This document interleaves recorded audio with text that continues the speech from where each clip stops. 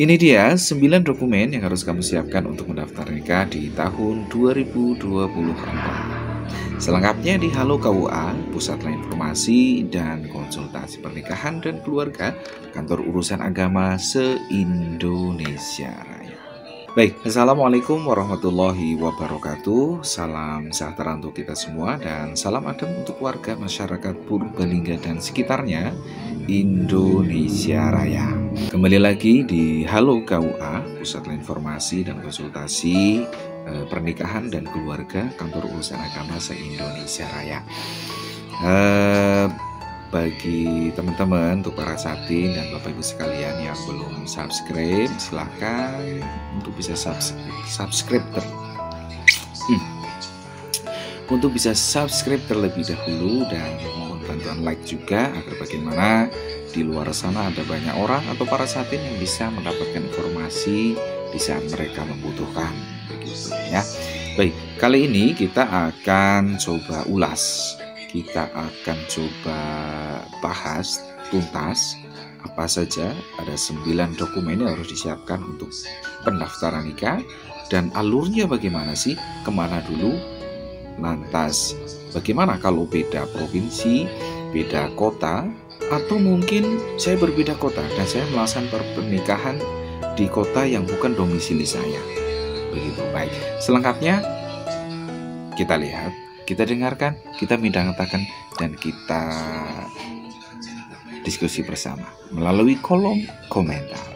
Baik, yang pertama, dokumen yang pertama disiapkan untuk baik catin wanita maupun catin laki-laki adalah fotokopi KTP, fotokopi akte, fotokopi KK, dan fotokopi ijazah calon pengantin baik laki-laki maupun perempuan. Selanjutnya adalah fotokopi KTP orang tua ya, baik yang masih dua-duanya masih ada maupun yang sudah berpisah, harus dilampirkan. Kemudian fotokopi KTP saksi. Kemudian fotokopi buku nikah, ini untuk catin wanita ya, apalagi catin wanita ini anak pertama maka harus melampirkan fotokopi buku nikah orang tua. Kemudian pas foto ukuran 2x3 sebanyak 3 lembar dan backgroundnya berwarna biru ya. Kemudian catin wanita juga harus mengetahui berapa jumlah mahar yang telah disiapkan atau yang disepakati antara panjenengan berdua, begitu ya, karena nanti saat pendaftaran harus disampaikan berapa sih jumlah maharnya, begitu, apakah uang atau emas, berapa kilo, begitu misalkan, dan seterusnya. Jadi pastikan mahar harus sudah disiapkan ya. Itu 9 dokumen yang harus disiapkan oleh catin yang akan mendaftar nikah di tahun 2024. Lantas bagaimana alurnya? Yang normal nih, kita satu kecamatan misalkan, satu kota ya, tidak ada perbedaan. Ini untuk yang satu kota. Jika berbeda kecamatan, maka yang laki-laki mengurus terlebih dahulu di kecamatannya, mulai dari kantor desa. Setelah kantor desa mendapat surat pengantar nikah, lalu ke kantor KUA kecamatan. Setelah berkas laki-laki ini selesai, baru diserahkan ke catin wanitanya. Nah, setelah catin wanita ini mendapatkan berkas dari catin laki-laki, antara berkas calon wanita dan berkas yang pria ini jadi satu, kemudian lakukan pendaftaran ke desa tempat wanita berada. Setelah itu, setelah dari kelurahan baru dibawa ke kantor urusan agama untuk didaftarkan. Setelah itu, tentukan waktu dan tanggal untuk menikah.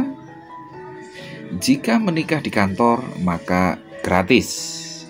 Dan jika menikah di luar kantor atau bukan hari kerja, maka cukup membayar Rp600.000 saja. Nanti setelah pendaftaran akan diinformasikan tentang billing pendaftarannya. Pendaftarannya bisa melalui bank atau kantor pos terdekat. Itu yang satu kecamatan ya, normal. Sekarang kita coba ulas yang berbeda kabupaten atau beda kota. Hampir sama sebenarnya. Jadi yang laki-laki mengurus di desanya pengantar nikah, lalu ke KUA kecamatannya berada.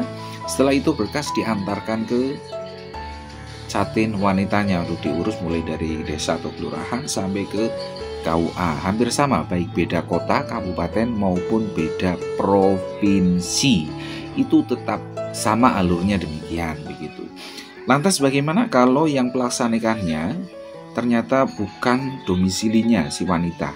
Misalkan laki-laki dari Lampung, yang perempuan dari Riau, tapi tinggalnya di Jakarta, mau menikah, melaksanakan pernikahan di Jakarta, maka bisa ya, nikah di mana-mana sekarang bisa. Alurnya sama, nanti si laki-laki mengurus di domisili tempatnya, sesuai domisili maksud saya. Dia mulai dari desa, kelurahan, ke kecamatan. Setelah itu yang laki-laki ini berkasnya disetorkan ke yang perempuan. Perempuan juga mengurus pemberkasan yang sama, mulai dari kelurahan ke KUA kecamatannya berada. Lalu keduanya mau menikah, minta surat pengantar nikah ke Jakarta begitu. Mau di alamatnya mana di Jakarta nih, KUA kecamatan mana begitu. Kemudian langsung ke KUA kecamatan yang akan dituju begitu ya. Untuk kota-kota yang lain juga sama, hampir sama untuk KUA seluruh Indonesia Raya. Jadi meskipun panjenengan beda kabupaten, beda kota, dan akan menikah di lain kota yang bukan domisili panjenengan, itu bisa. Konsekuensinya adalah data pernikahan panjenengan tercatat di kota di mana Anda melaksanakan pernikahan. Begitu ya. Nanti selebihnya mau panjenengan mau pindah domisili, mau ganti dokumen ke dokumen yang sekarang Anda tinggal juga tidak masalah, begitu, bisa-bisa saja. Jadi itu Bapak Ibu sekalian tentang dokumen yang harus panjenengan siapkan untuk mendaftar nikah dan alurnya, baik beda kabupaten, beda kota maupun mau menikah di tempat bukan domisilinya ya. Selengkapnya Bapak Ibu sekalian, jika ada hal yang ingin ditanyakan atau kurang jelas, silakan bisa tulis di kolom komentar. Jangan lupa like ya. Kalau bisa bantu subscribe ke teman-teman yang lain atau komunitas teman-teman panjenengan yang masih jomblo supaya mereka bisa tercerahkan begitu. Saya kira demikian, dan mudah-mudahan apa yang kami sampaikan ini dapat bermanfaat untuk panjenengan semua yang sedang mencari jalan petunjuk untuk menikah meskipun sudah dapat calonnya, dan mudah-mudahan ini bisa membantu dan mempermudah Bapak Ibu sekalian dalam proses pendaftaran pernikahan.